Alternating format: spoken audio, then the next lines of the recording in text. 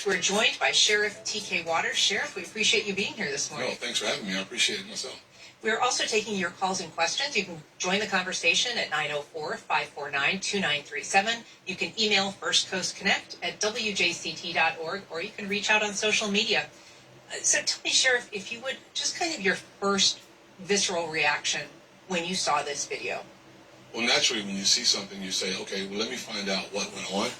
I've been around long enough to know not to have a reaction one way or another. When you see something, I think the most important thing for me to do is get to the bottom of what happened and why. And getting to the bottom of this proved to be a little bit of a scramble at first. I think you said yesterday you were at church on Sunday. I was at church and I got a text message from the undersheriff, and I saw it then. And immediately I said, let's get the group together and let's start looking into it and find out what happened if we can. And as so, quickly as possible. Sure. And so one of the questions that a lot of people have been asking, in fact, I got an email this morning before we even went on air from someone saying, why didn't the sheriff begin this investigation back when this happened in February? And you did offer an explanation of that last night, but I think it's worth repeating. Well, you never told us about it. And this is the big thing. When I'm in the barber shop and I'm talking to people, when we have conversations, please, you have to tell us if something happens that you feel is unfair, whether it's biased or not. Tell us. Let us look into it. Let us start an investigation. It's big for us to have body cams to help us, at least try to decipher what went on during the contact. But we were never given that luxury. But also, and I think it's important to mention that we're in place. I never wanted to be surprised about something that I see that comes up. So throughout the process, I sat down with our staff and I said, let's put a policy in place to make sure that the first line supervision looks at body cam videos of individuals when a response to resistance report is written. And they did that. There was nothing that you could see on there that rose to the level of a major concern. And because you really can't see the strike inside the window at that point. I think we covered that yesterday. So that's why it didn't come to our attention any sooner. And then, of course, there was no complaint. I really wish he would have filed one so that we could have looked at it then, because I think it does a disservice to what I believe is the integrity of the agency and how I like to operate openly and honestly as possible when it comes to all this information, what I can give you and what I can't give you. I like to be able to do that as quickly as possible. Unfortunately, this time I couldn't. So I think it would make sense at this point, especially for people who are watching our live stream. I want to take a look at a couple of angles of this incident. The first one being the initial stop by the officer. This is the police body-worn camera version. Is there a reason why you popped the door open like that? Yeah, absolutely there's a reason why I'm pulling you over. For one thing, inclement weather, you don't have your lights on. Two things, you're not wearing your seatbelt. Three, I don't need the lights. And it's not raining. It's not raining. This is inclement? It's not raining. Okay, I'm not arguing with you. I'm telling you why I'm pulling you over. Give me your driver's license, registration, proof of insurance. No, call the supervisor. Why? Excuse me? Now, people, I want you to notice. See where his hand's at? Now, that's after they found the knife. So, see where his hand at. They didn't see the knife until after, I assume after they pulled him out the car. But if that police would have saw that knife then, because of our ignorance, then if that police would have saw that knife then, he probably been a dead man now. Did y'all see it? See where his hand's at? That's where they found the knife in front of the seat. Why did you pull me over? I already told you. Why did you pull me over? Step out of the vehicle. No, Step out of the vehicle. Now y'all see, the man told him that step out the vehicle, asking for his license and all that, and he refused to give him to him. The initial traffic stop, and it shows William McNeil, who is the driver, basically refusing to comply with an officer's request and pulling his door shut and locking it. So there was a kind of an exchange that went on for some period back and forth. But the next video we're going to watch is of the inside of the vehicle. This was taken by the motorist himself on a dash cam or cell phone camera propped up. And we're going to take a look at what happened when the officer eventually responded and broke the window. When he pulled me over, he walked up, opened my door because my window don't work, right? And then I said, so what I did wrong? He said, well, for one, your headlights are off under this weather. I'm like, there's multiple people headlights off, first of all. And then there's no rain. It doesn't matter. You're still required to have headlights on. Can you pull that law up? Huh? Can you pull that law Yeah, up? when you step out of the car, I will. Can you call your supervisor? Huh? Can you call your supervisor? All right, go for it. Exit the vehicle now. Exit the vehicle. Now, Show me your hands. Here. I'm going to rewind this. I want y'all to see this. Change that went on for some period back and forth. But the next video we're going to watch is of the inside of the vehicle. This was taken by the motorist himself on a dash cam or cell phone camera propped up. And we're going to take a look at what happened when the officer eventually responded and broke the window. When he pulled me over, Now, y'all see that the windows are moist? Y'all see that, right? So that means it's been misty, it's been raining outside, not to mention the water all over the cars on the outside. So you see all that mist in there? That means it was raining outside. There's multiple people headlights off, first of all. And then there's no rain. It doesn't matter. You're still required to have headlights on. Can you pull that law up? Huh? Can you They pull don't that law up? have to When you step out of the car, I pull will. that law out. They don't have to give you a supervisor, people. Get that out of your mind. Can you call your supervisor? All right, go for it. And this what let's watch this. That's a slap, people. That wasn't a punch. That was a slap. He didn't punch him, but that was still unlawful when he did that part. Now notice this is the same officer. Now watch when they pull him out the car. What is your reason, sir? What is your reason? He already done told him the reason. Y'all see what I'm saying? Now watch this officer, same officer punch him. That was unlawful. Down, and we know that he reported an injury to his mouth. He said that his tooth was chipped and that his tooth kind of went through his lip, and so he was treated for that. This second angle shows, I think, what people have found, objectionable is the strike that the officer does of his face. He punches through the glass. He breaks through the glass, and then he kind of punches through and hits Mr. McNeil in the face. I think that the question that I have about that is the fact that that strike isn't mentioned in the police report. It isn't mentioned in the response to resistance report, and it isn't mentioned in any of the supplementals or the supplemental that was released to that report. And so can you explain why that would be, that initial strike would not be reported? So what I'll tell you this, when we talk about this case like yesterday, there's a criminal aspect of the case, and that's where we start. Whether it's an officer-involved shooting, a use of force case, we start at the very top. We look for criminal violations of Florida law. And then we go through the administrative process. So he's going to have to answer those questions through the administrative process, which is difficult for me to talk about because I can't discuss, and I know people get frustrated with me about this, but I can't discuss an administrative investigation because of the rules that are in place in Florida statutes. Officers have a bill of rights. Yesterday, for example, to release that body cam, we had to get consent from him to be able to do that because he is the subject of an investigation at that point. So it's difficult to tell you. So those are answers that we're going to be looking for in the administrative process. And you said yesterday that the state attorney's office looked at and criminally cleared him of his actions. Yeah, they saw no violations of Florida law. Okay, and so now it's a policy violation. I guess my question to you is let's speak hypothetically. If you strike a suspect or you strike someone in an incident as an officer and you don't put it in a report, is that a violation of policy? Could very well be, yeah. And what would be the penalties for omitting a fact like that? It could range from a written reprimand, maybe a suspension. It just depends. But it's hard for me to say what it is until the investigative process, the internal affairs gets finished with their investigation and they come to me with a conclusion. And I have the right to not like their conclusion. I don't have to necessarily accept it. But I think the best way for us to do this is to let the investigative part play out. And listen, I think I've shown many times over, and anyone that's completely honest will see that we don't have a problem arresting a police officer that violates the law. None whatsoever.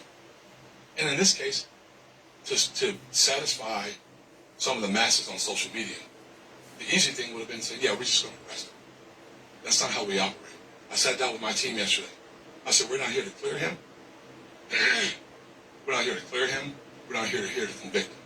We're here to get the facts, run through the facts, let our state attorney and her employees take a look at it and make a determination from that point. Do you believe that the reason that the initial strike that we see on the dash cam video was not in the reports was because it isn't visible on the police body cam version? I don't think so, but I'm not sure. I think we're going to get that answer. In an administrative investigation, an officer cannot lie. So I think that part of that process will come out, and we'll find out. All right. We are talking to Sheriff T.K. Waters about a viral video of an aggressive arrest by JSO officers, and you can join our conversation at 904-549-2937. You can also email firstcoastconnect@wjct.org, or you can reach out on social media. I'm going to take a call from Representative Angie Nixon. Good morning, Representative Nixon. Thanks for joining the program. Hey, Ann. Good morning. Good morning, Sheriff. Good morning. So I wanted to reach out because I sent emails and sent texts requesting a meeting, but this may be the only time that I'm able to talk to you. Wanted to know, are you concerned with the perception that your department, your office, as well as the state attorney's office, is biased, seeing as your wife serves as one of the chief investigators in the state attorney's office? And then I am interested in you letting us know whether or not the officer's body cam footage was turned off during the time of the arrest. And then finally, at what point do officers with multiple complaints, like this officer has had in the past, like at what point are they reprimanded or released from the force or whatever? Because there's a lot of folks in the community are really upset because this officer has had multiple complaints against him for excessive force, and we see it finally because this young man actually captured the footage. But there may be footage, there may not be any footage, and he may have done something similar. And so that is our concern, and I would love for you to address that issue. So the first question, around something is draining our pockets. Lately, it's been Senator John Ossoff. He voted against the working family tax cuts that eliminated taxes on our tips. Ossoff voted against lowering the cost of your house and your car. Tell him to stop playing politics with our pocketbooks. For a limited time, get any pizza with any toppings for just $9.99 online. Only at Domino's. No Harbor Freight? Think again. We've introduced hundreds of new tools, all engineered by experts and rigorously tested to stand the test of time. So, if you're looking for value, look no further. It's no wonder today's smart shoppers have made Harbor Freight America's #1 tool store. Come see what you've been missing. Whatever you do it for less at Harbor Freight.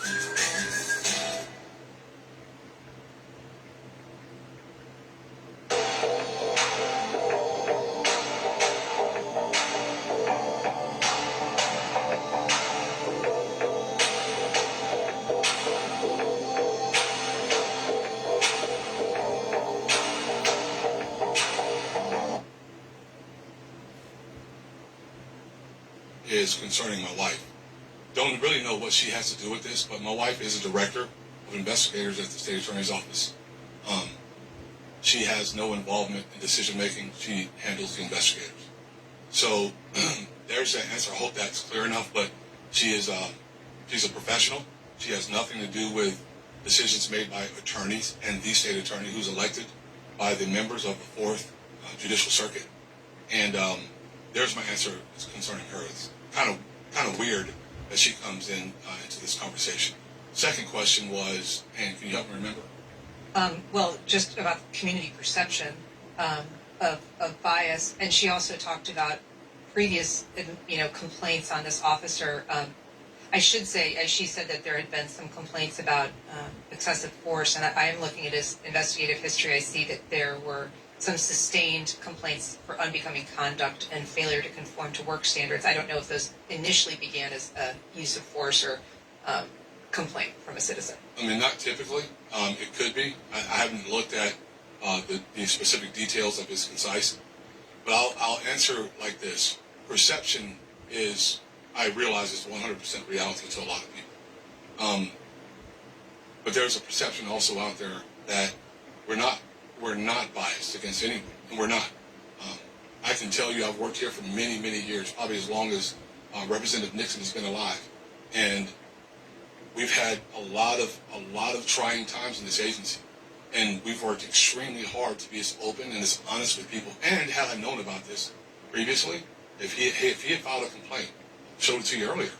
I mean, why not? Why not get it out? Anyone that is interested in knowing that we are operating and we are making every attempt to operate above board so everyone gets a chance to see would know that that's how I operate. I answer to a higher authority, and it's not just the people of Jacksonville. I believe solely that my responsibility, and I'm allowed to be here and to run this operation the way that it's supposed to be run. And thirdly, what was the other question? There's a lot. There's three of them, I think. The officer conduct. I think that's all that I have. Yeah. So the officer conduct, there's always. I mean, we should say, to her point, I mean, there was concerns about the video being shut off during the stop, and then there was the concern about this officer's prior involvement. We do know, other than these, complaints that I'm citing, that he was involved in the Florida, Georgia video that went viral of an officer punching someone in the stands. Right. The officers. So the Florida, Georgia video. He was there at the one where there was a larger white male that was involved in something, and where we had the officer that got into a fight with him. He was there. He used a taser at that point. Some of the other things, there are things that we have called progressive discipline. And when you work these cases, I know it's what people like to see is no due process for police officers. But when you work these cases, you have to use a progressive discipline standard, and you have to move up from there. And when you get to a certain point, the undersheriff and I make a determination of whether someone should be terminated or not. And then after that termination is put in place, the officer has an option. And their option is a disciplinary hearing board or a civil service board. And that civil service board is made up of civilians, not police. And we have to convince that civil service board that our termination is not manifestly unjust. He has to testify in front of that board. And if they determine that what we've done and why we've terminated the person is not reasonable, they'll say it's manifestly unjust and give that person a job back. I mean, aside from discipline, you also have a policy that allows you to flag officers that maybe have been involved in, something traumatic in their personal lives or something at work that has been a problem. Maybe they've been in a number of incidents that involve violence or force. And you're allowed to maybe reassign them. You're allowed to perhaps encourage them to go to counseling. Do you think that is appropriate at this stage for this officer, given these couple of incidents? Well, it would depend. When you have a long career, sometimes officers find themselves in difficult positions more than other officers will. Example, I've never had to use my firearm in the line of duty. I've had to draw it. I've never had to shoot anyone. I've never shot at anyone. There are some that have because of the situations they find themselves in. Look, policemen don't go out there and put themselves in a position where they have to use force. No one wants to do that. I can tell you from being involved in situations in my career that it's very uncomfortable, and quite frankly, it's scary. When it comes to his situation, we look at it, and that's why I'm building out an officer wellness section so that we can continue to identify policemen that may be having issues, whether they're home issues, whether they're financial issues. They have the ability to go meet with someone confidentially and work on the issues that they're dealing with. Because I understand officer wellness is very important. And it's important for not just them, but how they function, how they do their jobs every single day. And I think just to the question, was the body cam shut off by the... At some point it was, but not during the parts that you wanted to see. By the lead officer, the initial officer? No, it was shut off later, but not... They're always shut off once the interaction's over. Sure, but what is she referencing? Which officers? I don't know what she's talking about. Okay. All right, I've heard that on social media, but I personally don't know what we're referencing there. So I'm not quite sure. I know that Eric pulled that out of his hat yesterday during the press conference, but I'm not sure what they're referring to. let's talk a little bit about that. You got into kind of a little bit of a tense exchange with News4Jack's reporter Eric Avnier.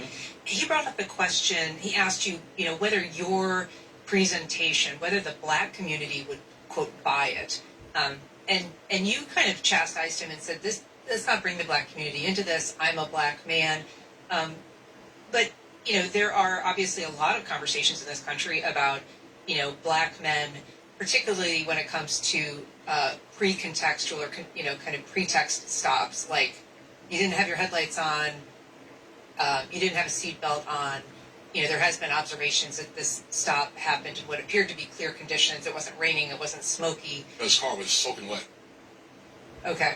His car just got done raining. And it doesn't take away from the fact, and this is important, that it's a legal traffic stop. Even a pretextual stop is legal. Supreme Court has ruled it legal. But it's a legal traffic stop. And even if, say it wasn't raining, he wasn't wearing a seatbelt, that's a primary stopping defense in the state of Florida. Sure, but I guess what I'm getting at is those stops seem to be, at least perceived to be used primarily in conditions where maybe they don't warrant it. I kind of think to myself, like, in what circumstance, in what universe would an officer break my window and punch me in the face? There were probably, that's not the first time that's happened. You don't on the side of the road, you don't hold a trial on the side of the road during a traffic stop. You have obligations as a driver. Driving is not your right. Driving is a privilege that's afforded to you by the state of Florida. If you get stopped for a lawful reason, you have to comply. Sure. Supreme Court says if they ask you to get out of the car, then get out of the car. But you can understand why people would have that perception, because these pretextual stops have been involved with a lot of incidents where particularly younger black men have been stopped. No, that's what you've seen. There's 38,000 traffic stops just this year in Florida. In Jacksonville, not Florida. 38,000. And like I said yesterday in county. Wait, I think the ones we've seen are the ones that have ended badly. And so you're right. That's what you see. Right. You don't see the thousands upon thousands upon thousands of successful traffic stops, whether it be young black men, black women, or white men, Hispanic males. It doesn't matter. When it rises to a level that there could be danger. I mean, I don't think any person that outside of some of the police officers that have retired from here have done the traffic stop when it gets really tense. And it's not an easy thing. And I'm not excusing anything. I'm saying that I go into these things very objectively because that's my responsibility. Don't get hijacked either way. Eric's comment. Eric was there, in my humble opinion, to try to create a stir and make a story. And Eric, I've known Eric for a while. Eric's been a fairly decent guy. But I think he had a goal there, and speaking for the entire black community, where I don't think the entire black community thinks like he thinks. I know I don't. I know my dad doesn't. I know my sons don't. There's a lot of people, my family doesn't think that way.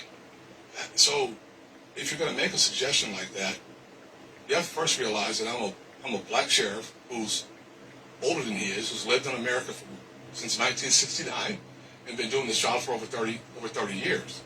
And what you see and what's magnified in the social media universe is what people want you to see. And there's a lot more to every story. There's a lot more to everything that goes on when we do these things. And if you just let it lie, and what's important for me is... I mean, you said that... go ahead. No, finish your thought. Go ahead. I was just going to say, you did say to him that you thought his comment was incendiary, and I think that probably Eric would say, I'm reflecting a question that people are asking. Well, is he speaking for the entire black community, or 5 people may ask, or maybe 2 people that ask? Well, this has been a national story, right? I mean, CNN is requesting the video. It's not like it's just happening in a small university. So do you want me? I can tell you what I think about. I don't watch news, period. Because everything that I need to know about, I get firsthand from what's going on within the agency, within the city. I don't do that for a reason. I don't do that for a reason because I think in a lot of cases, you may say I sound crazy, but I started here in 1991, 2001, 2011, 2020, 21, and around 2018, this thing started where somehow the black community is under siege. I wasn't a policeman when I was 20 years old. I was driving cars, and you know what happened every time I got stopped in? Every time I got stopped, which was a lot because I had a sports car, I'd like to drive fast. I complied with what I was asked to do. I've never had a problem. Never been to jail. As simple as do not empower people to ignore law enforcement, and we don't have these things that rise to this level. That's why you don't see this happen very often in Jacksonville. If I take a group of pastors, and I show you one that did something wrong in Seattle, Washington, on social media, and I show you one that did something wrong in New York City, and I show you something, that would paint a picture in people's mind to make you believe that pastors are just bad, especially if the news media begins to hardwire. Like the Catholic Church many years ago. I know not every Catholic priest is bad. Sure, but there was an endemic problem there. There was a problem. But that doesn't mean that every single one of them are bad. My point is that when you pick and choose a large nation like us, there's probably about 1 million full-time police officers in the United States of America. This doesn't happen very often. These things don't happen very often. But with the advent of social media and with the ability to send information out at the speed of light, and everyone sees it, maybe not the speed of light, but you know what I mean. Everyone sees it without context. It gets so huge, you can never put the toothpaste back in the tube. And when you say it's never happened here before, I mean, obviously a couple names have surfaced when people are talking about this, chiefly Lakean Woods, who had that kind of notorious mugshot where he was so injured, and Jamie Johnson, who was a young man who was... Okay, can we stop there? Can I address those? Sure.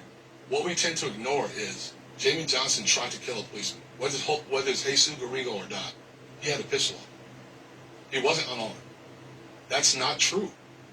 I'm speaking about what's true. And again, when I tell you this, I don't speak about things that I'm not sure about. When you say it's not true, you mean the narrative that perhaps... Yeah. No, nobody wants to stop Jamie Johnson for the sake of just stopping him. But I mean, he was sort of stopped just for the sake of just stopping. No, It was a seatbelt violation. So, that's part... Is it legal or illegal to drive without a seatbelt? Well, it certainly seems low on the priority list. There is... Traffic enforcement is there as part of our responsibility.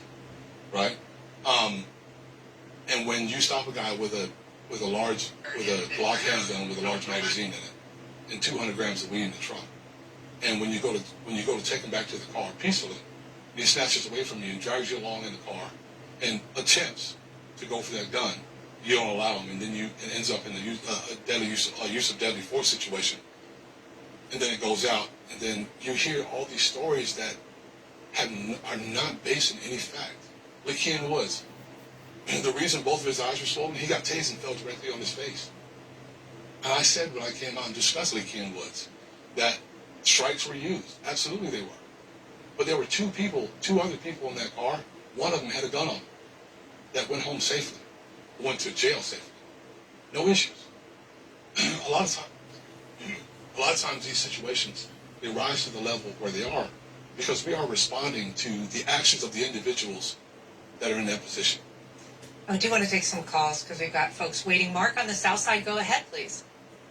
Hey, good morning. I just want to say I agree wholeheartedly with Sheriff Waters, especially about the comment he made about how he had been pulled over as a younger man and complied with what the officers asked of him.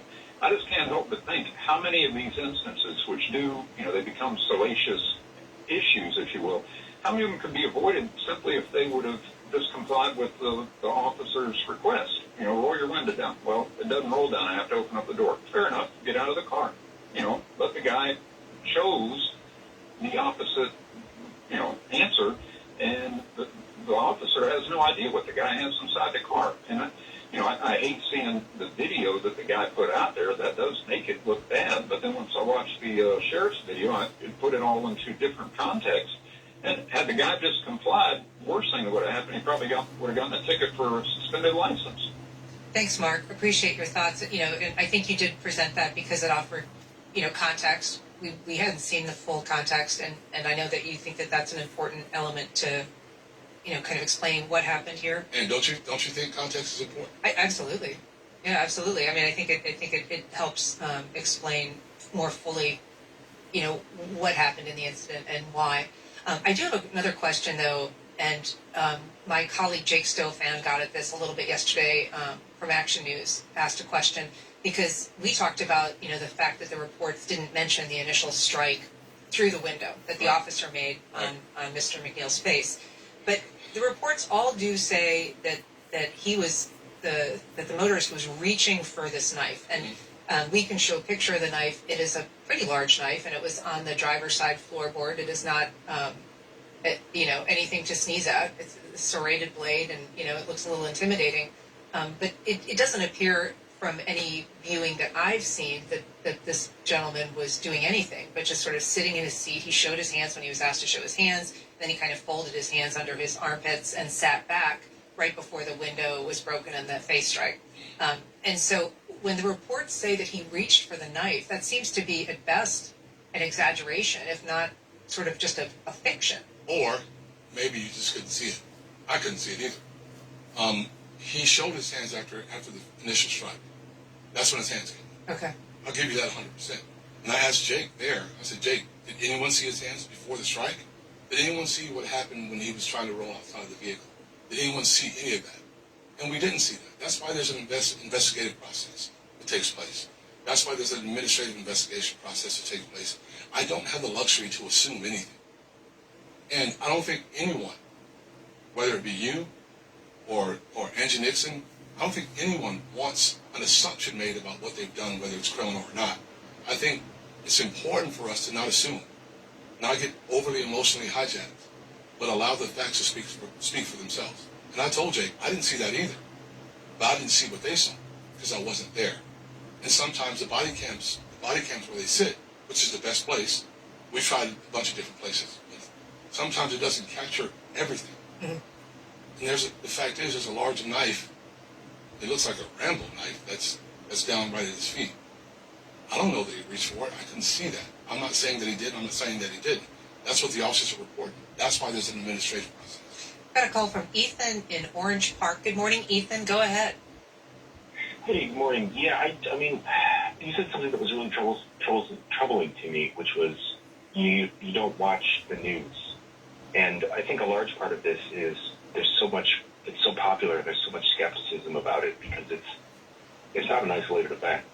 You look around and there's, not just black men or women, but just people that are being abused by police officers that they may or may not be doing the right thing. In certain cases, they're certainly not. And then there's an administrative process and nothing happens. Absolutely nothing happens. And it's happened time and time again where people have died. People have died just because police officers go on this power trip and there's nothing holding them accountable. Ethan, thanks for your comments. Well, Ethan, thanks for the question or the comment. It's really counterproductive to listen to, especially the way things have gone these days. And it is. And I talk to people quite often. They tell me what the news says. And what is easy to know what's happening around the country because I find out about it. I find out about it through actual factual sources, not a video that's shown on the news media without any context and without anything there to show me from start to finish. My friends will ask me questions like this, real quick, and answer to me. Well, what do you think? It's hard for me to comment because I don't know the entire story. What are your sources, and are you concerned at all that perhaps your universe of sources is limited in terms of the perspective that you get, or whether, you're the sheriff, you might be having, there could be some yes men, or who knows, right? Are you getting the full story? I can tell you this for sure. I don't have yes men. I have a bunch of professionals that are willing to say, Sheriff, I don't think that's right. Sheriff, I think we should go in this direction. Now, listen, I won't make decisions in a vacuum. But my sources, stuff pops up on Instagram, stuff pops up. And so that's where I saw this. So then you get it and you look at it. But I get my information when it comes to Jacksonville, the agency, from the people that I work with. I know about officer-involved shootings because it comes to our dispatch.